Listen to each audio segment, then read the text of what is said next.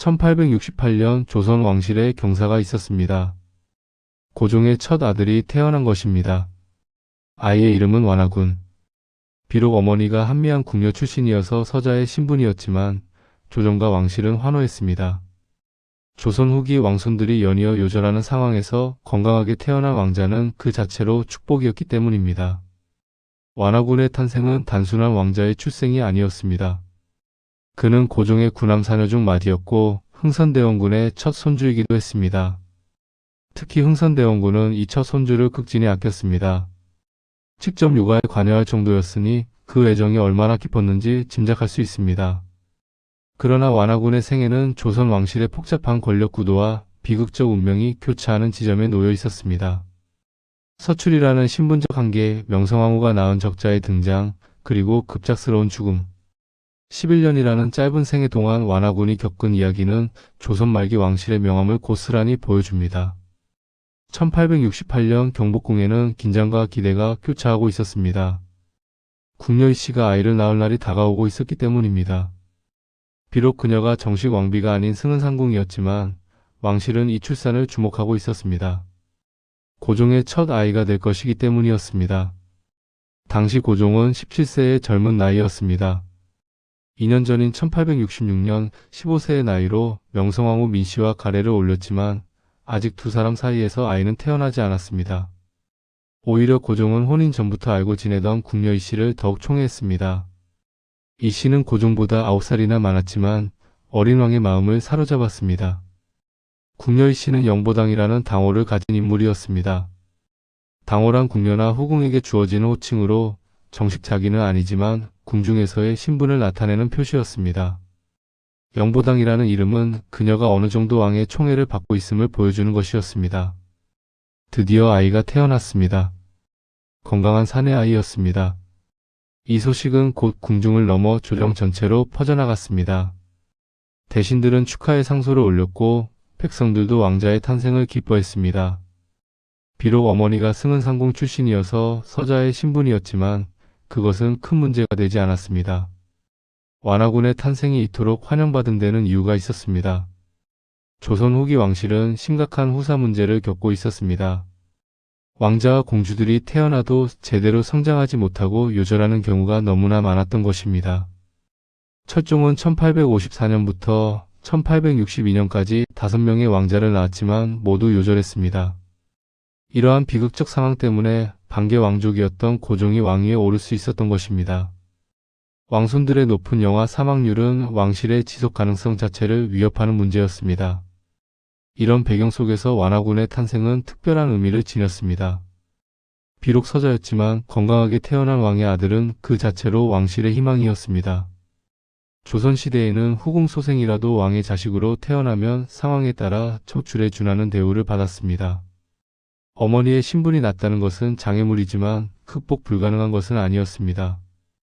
특히 적자가 없거나 연약한 상황에서는 서자라도 왕위 계승에 유력한 후보가 될 수 있었습니다. 완화군의 탄생을 가장 기뻐한 사람은 바로 흥선대원군이었습니다. 이하응 즉 흥선대원군은 완화군의 친할아버지였습니다. 그에게 완화군은 첫 손주였고 왕실의 미래를 상징하는 존재였습니다. 흥선대원군은 아들 고종이 12세의 어린 나이로 즉위하자 섭정을 맡아 강력한 개혁 정책을 추진하고 있었습니다. 안동 김씨 등 외척 세력을 제거하고 왕권을 강화했으며 경복궁을 중건하고 서원을 철폐하는 등 대담한 개혁을 단행했습니다. 그러나 대원군도 알고 있었습니다. 자신의 권력은 어린 고종이 친정을 할 때까지만 유지될 것이라는 사실을. 그렇기에 그는 왕실의 안정적인 후계 구도를 만들고 싶어 했습니다. 완화군의 탄생은 그러한 희망을 실현할 수 있는 기회였습니다. 대원군은 완화군을 극진히 아꼈습니다. 할아버지로서의 자연스러운 애정이었지만 거기에는 정치적 계산도 섞여 있었을 것입니다. 완화군이 잘 성장하여 훗날 왕위를 계승한다면 대원군의 영향력은 손자대까지 이어질 수 있었습니다. 대원군은 직접 완화군의 육아에 관여했습니다. 당시 왕실에서 할아버지가 손주의 양육에 이렇게 깊이 개입하는 것은 드문 일이었습니다. 이는 대원군이 완화군에게 얼마나 큰 기대를 걸고 있었는지 보여줍니다. 완화군이 받은 대우 중 가장 주목할 만한 것은 바로 강학청의 설치였습니다. 강학청은 왕세자의 교육을 전담하는 기관으로 세자시강원관은 별도로 운영되었습니다. 원자나 왕세자가 어릴 때 설치되어 기본 교육을 담당했습니다. 일반적으로 강학청은 척자인 원자나 왕세자를 위해서만 설치되었습니다. 서출 왕자를 위해 강학청이 설치되는 것은 매우 이례적인 일이었습니다. 이는 완화군이 사실상 원자로 취급되었음을 의미합니다. 강학청에는 뛰어난 학자들이 교관으로 임명되었습니다. 그들은 완화군에게 사서상경을 비롯한 유교 경전을 가르쳤고 역사와 정치, 군사 등 제왕학의 기초를 교육했습니다. 완화군은 어린 나이였지만 왕자로서 받아야 할 엄격한 교육을 받았습니다. 이러한 교육은 완화군이 단순히 한 왕자가 아니라 미래의 왕위 계승 후보로 여겨졌음을 보여줍니다. 왕실과 조정은 그에게 투자하고 있었던 것입니다. 완화군이 태어난 후 3년이 지난 1871년 드디어 명성황후가 아들을 낳았습니다. 정실 왕비가 낳은 적자, 즉 원자의 탄생이었습니다. 왕실은 다시 한번 크게 기뻐했습니다. 이제 척통을 이을 아들이 생긴 것입니다. 그러나 기쁨은 오래가지 못했습니다. 원자는 태어난 지 불과 4일 만에 사망했습니다. 의관들은 아기가 선천적으로 항문이 막혀 있다고 진단했습니다. 현대의학 용어로는 항문 폐쇄증 또는 쇠항증이라 불리는 선천적 기형이었습니다. 당시 의학 수준으로는 치료가 불가능한 질환이었습니다. 정사인 조선왕조실록에는 이 사실이 명확히 기록되어 있습니다. 원자가 태어났으나 선천적 질환이 있어 4일 만에 흥소하였다고 적혀 있습니다. 의학적으로 명백한 선천적 질환이었던 것입니다.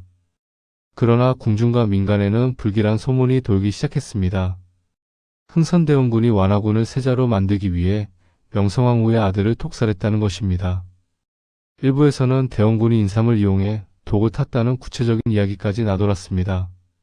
이러한 소문에는 근거가 없었습니다. 태어난 지 4일밖에 안 된 신생아에게 독을 먹이는 것은 현실적으로 거의 불가능했을 것입니다.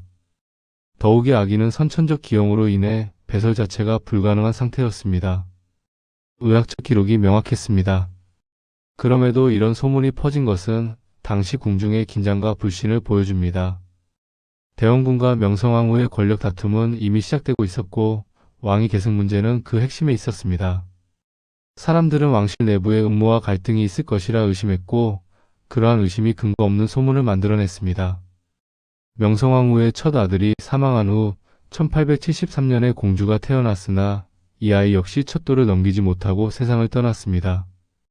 연이은 비극 속에서 완화군은 여전히 유일하게 건강하게 자라고 있는 왕자였습니다. 이러한 상황 속에서 완화군은 계속해서 원자에 준하는 대우를 받았습니다. 강학청은 유지되었고 왕실의 각종 행사에서 그는 중요한 위치를 차지했습니다. 종친부와 조정 대신들도 그를 각별히 대우했습니다. 궁중의 상공들과 내관들은 완화군을 정성껏 보살폈습니다. 그의 건강과 교육, 일상생활의 모든 면에서 세심한 주의가 기울여졌습니다. 이는 그가 단순한 왕자가 아니라 왕실의 미래를 짊어질 수 있는 존재로 여겨졌기 때문입니다. 완화군의 생모인 궁여일씨 즉 영보당도 아들 덕분에 지위가 상승했습니다.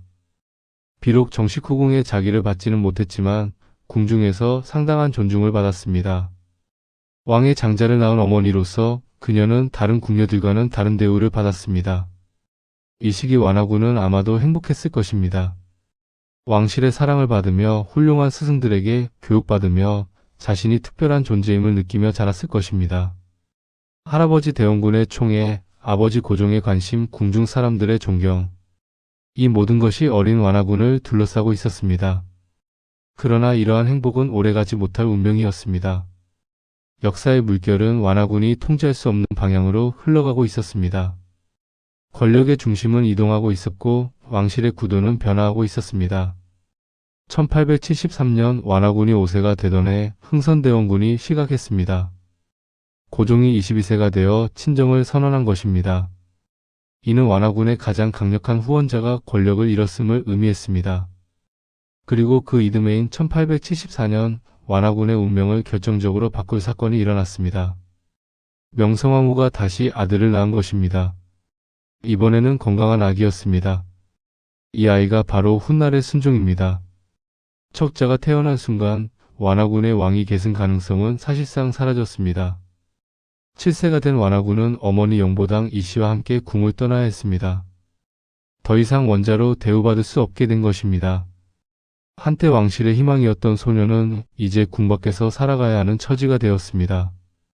완화군의 마음속에는 어떤 감정들이 소용돌이쳤을까요? 상실감, 혼란, 아쉬움. 아직 어린 나이였지만 자신의 삶이 크게 변했다는 것을 느꼈을 것입니다. 궁중의 화려함을 떠나 상대적으로 초라한 생활을 시작해야 했습니다. 그러나 완전히 버려진 것은 아니었습니다. 강학청은 여전히 유지되었고 왕실의 예우도 계속되었습니다. 그는 여전히 왕의 장자였고 종친으로서 존중받았습니다. 다만 그가 꿈꾸었을지도 모를 왕위는 이제 영원히 닿을 수 없는 곳이 되었습니다. 이렇게 완화군의 어린 시절은 극적인 부침을 겪었습니다. 환대와 기대 속에서 시작되었지만 정치적 변화와 적자의 출생으로 인해 그의 위치는 급격히 변했습니다. 이는 앞으로 펼쳐질 그의 짧은 생애의 예고편이었습니다. 흥선대원군은 완화군을 극진히 아꼈습니다. 첫 손주에 대한 조부의 자연스러운 애정이기도 했지만 여기에는 정치적 의도도 숨어 있었을 것입니다. 당시 대원군은 섭정을 하며 강력한 개혁 정책을 추진하고 있었습니다. 자신의 정치적 기반을 강화하고 왕실의 미래를 설계하는 데 있어 완화군은 중요한 존재였습니다. 명성황후의 첫 아들이 사망한 후 완화군의 입지는 더욱 견고해졌습니다. 이후 태어난 공주도 첫 돌을 넘기지 못하고 요절하면서 완화군은 사실상 유일한 왕자로서의 지위를 누렸습니다. 강학청이 유지되고 왕실과 조정이 그를 각별히 대우한 것은 이러한 상황을 반영합니다. 그러나 완화군의 운명은 1873년을 기점으로 급변하기 시작했습니다. 바로 그의 흥선대원군이 시각한 것입니다. 고종이 친정을 선언하면서 대원군은 물러나야 했고 명성황후가 정치의 전면에 나섰습니다. 권력의 중심이 대원군에서 명성황후로 이동한 것입니다. 그리고 1874년 결정적 사건이 발생했습니다. 명성황후가 차남이자 적자인 척을 낳은 것입니다. 이 아이가 바로 훗날의 순종입니다. 척자가 태어나면서 완화군의 왕위 계승 가능성은 사실상 사라졌습니다. 조선의 법도상 적자와 서자 사이에는 넘을 수 없는 벽이 있었습니다. 7세가 된 완화군은 어머니 귀인 이씨와 함께 궁 밖으로 나가 살게 되었습니다. 이는 명백한 신호였습니다. 더 이상 원자에 준하는 대우를 받을 수 없다는 것, 왕위 계승선에서 밀려났다는 것을 의미했습니다. 어린 완화군이 이러한 변화를 어떻게 받아들였을지 상상하기는 어렵지 않습니다. 태어나서 7년간 왕실의 총애를 받으며 자랐던 소년이 갑자기 궁을 떠나 어머니와 단둘이 살게 된 것입니다. 그가 느꼈을 상실감과 혼란은 컸을 것입니다. 그럼에도 완화군에 대한 교육과 예우는 계속되었습니다. 1876년 그가 관례를 올린 이후에도 강학청은 유지되었습니다. 이미 척자인 순종이 태어나 있었음에도 완화군을 위한 별도의 교육기관이 운영된 것은 이례적인 일이었습니다. 이는 여전히 왕실과 종친부가 그를 소홀히 하지 않았음을 보여줍니다. 강학청은 1879년까지, 즉 완화군이 사망하기 직전까지 유지되었습니다. 비록 왕위 계승의 가능성은 사라졌지만 그는 여전히 왕의 장자로서 일정한 존중을 받았던 것입니다. 1880년 완화군은 열병을 앓기 시작했습니다. 당시 의학 수준으로는 효과적인 치료가 어려웠을 것입니다.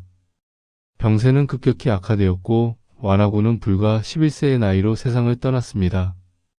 완화군의 죽음을 둘러싸고도 불길한 소문이 떠돌았습니다. 명성황후가 그를 독살했다는 것입니다. 명성황후가 완화군 모자를 꺼렸다는 이유에서였습니다. 그러나 이 역시 근거 없는 풍문에 불과합니다. 냉정하게 생각해보면 명성황후가 완화군을 제거할 이유는 없었습니다. 이미 자신이 낳은 적자 순종이 세자로 확정된 상황에서 나이는 많지만 서출이라 계승 서열이 한참 뒤인 완화군은 위협이 되지 않았습니다. 오히려 완화군을 해치는 것은 불필요한 정치적 리스크만 야기할 뿐이었습니다. 더욱이 완화군의 생모인 귀인 이씨도 아들의 죽음 직후 자살했다는 소문이 있었지만 이 역시 사실이 아닌 것으로 밝혀졌습니다. 1928년 12월 19일자 동아일보 기사에 따르면 영보당 이씨는 1880년 12월 17일 정오에 사망했다고 합니다. 완화군의 사망 시점과는 차이가 있어 자살설은 신빙성이 떨어집니다. 구한말 상궁들의 증언에 따르면 완화군이 죽자 조대비가 크게 애통해했다고 합니다. 조대비는 완화군의 제사상에 그가 생전에 좋아했던 군밤을 올리도록 지시했고 군밤이 식기 전에 올리라며 상궁들에게 성화를 냈다고 합니다. 흥미롭게도 고종에게는 군밤 루머라는 것이 있습니다. 고종이 군밤을 좋아했다는 이야기인데 실제로는 이것이 완화군에 관한 이야기였을 가능성이 높습니다. 물론 이는 어디까지나 야사일 뿐 정확한 사실을 확인하기는 어렵습니다. 완화군의 묘는 원래 서울 성북구 하월곡동 월곡산에 조성되었습니다. 그러나 광복 이후 도시개발이 진행되면서 그의 묘는 경기도 고양시 덕양구 원당동 서삼릉 근처로 이장되었습니다. 1897년 조선은 대한제국으로 국호를 바꾸고 고종은 황제로 즉위했습니다. 이때 완화군은 완친왕으로 추중되었습니다. 생전에는 군 자기를 받았지만 사후에 제국의 친왕 자기를 받은 것입니다. 시호는 효원이어서 완효원왕 또는 간단히 완왕이라고도 불렸습니다. 착호인 완은 조선 왕실과 대한제국 황실의 본관인 전주의 벼로 완산에서 유래했습니다. 이는 그가 왕실의 첫 동임을 상징적으로 나타내는 것이었습니다. 그러나 완친왕에게는 큰 문제가 있었습니다. 바로 후사가 없다는 것입니다. 그는 혼례를 치르기 전 11세의 어린 나이에 요절했기 때문에 자녀를 둘 수 없었습니다. 원칙적으로 혼인하지 않은 왕족은 양자를 들릴 수 없었습니다. 그런데 이상한 일이 벌어졌습니다. 1907년 9월 이지용의 아들 이해충이 완친왕의 양자로 내정되었다는 것입니다. 이해충은 큰할아버지 흥인군의 증손자로 완화군과는 칠촌관계였습니다. 다만 이지용의 실제 혈통을 따지면 세종의 저고남 광평대군의 후손이므로 이해충과 완화군은 혈통상으로는 37촌이라는 먼 관계였습니다. 양자 입적이 내정된 이유는 명확하지 않습니다. 고종의 특별한 배려였을 수도 있고 완친왕가의 제사를 이어가기 위한 조치였을 수도 있습니다. 그러나 결국 입적은 실행되지 않았습니다. 왜 입적이 이루어지지 않았는지는 알 수 없습니다. 정치적 상황의 변화, 관련자들의 반대, 혹은 대한제국 자체의 몰락이 임박한 시기였기 때문일 수도 있습니다. 어쨌든 완친왕과의 대는 완전히 끊기게 되었습니다. 완친왕에게는 유일한 혈육이 있었습니다. 동복남매인 왕녀, 즉 고종의 서장녀였습니다. 그러나 이 왕녀 역시 요절했습니다. 완친왕 남매는 모두 어린 나이에 세상을 떠났고 현재 남아있는 후계는 없습니다.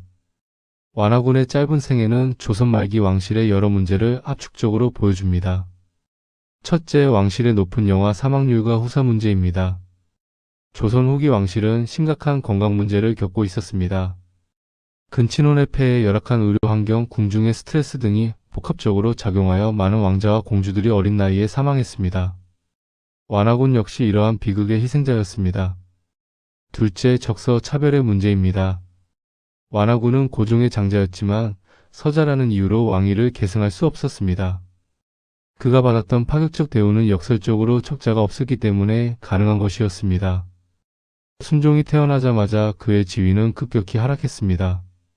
이는 조선시대 적서 차별의 엄격함을 보여줍니다. 셋째, 왕실 내부의 권력 투쟁입니다.